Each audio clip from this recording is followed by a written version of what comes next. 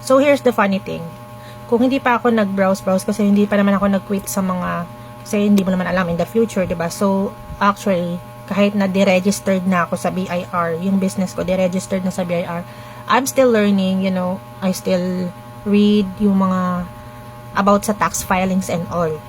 Yes, gusto ko lang bugbugin yung utak ko. And here, upon scrolling sa Facebook where I belong to in a group ng yun nga, BIR tax updates and tax problems yata yung na group. I read a post regarding annual ITR. And the question is this. Nag-close ako ng business last February, got email na deregistered na yung tax types ko. Do I still need to file annual ITR for last year?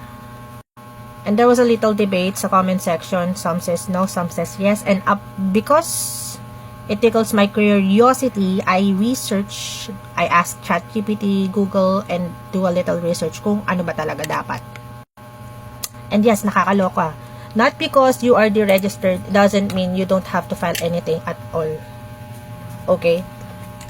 Nakalagay dito, generally, even if you've closed your registration, you still need to file your final income tax return for the year, which is the annual tax return, the annual ITR.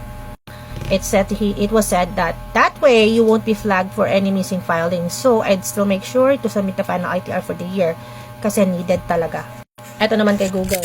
You likely still need to file a final annual income tax return for the year your business was deregistered, even if you are already deregistered, depending on when your business officially closed. Kumbaga yung covered na year.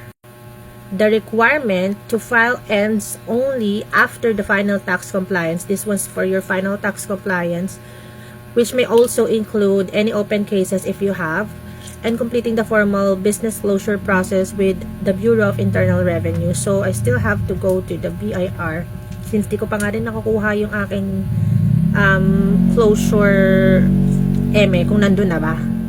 So, again, even if you are deregistered already kay BIR, guys, humabol kayo hanggang April 15 lang ang annual ITR. File your annual ITR para hindi na kayo mapatungan pa ng ng BIR ni ITES. Kasi ipe-penalty ka na naman yan, dude.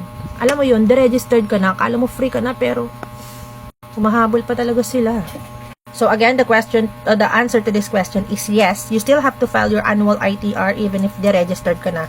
Deregistration doesn't mean that you don't have any compliances at all na.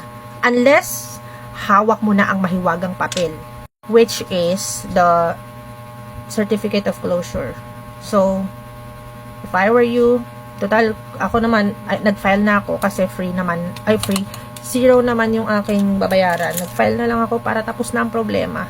Kumabol na kayo hanggang April 15 lang ang filing ng annual ITR. Mag-file na kayo. So, yes, may problema pa rin tayo, guys. Go. Oh, before I forgot, 1701A are for those na solely business lang yung ITR na ipa-file or solely employment lang. If mixed income ka, doon ka sa 1701. Okay? 1701 ay ipa-file mo. If not, solely business lang, 1701A.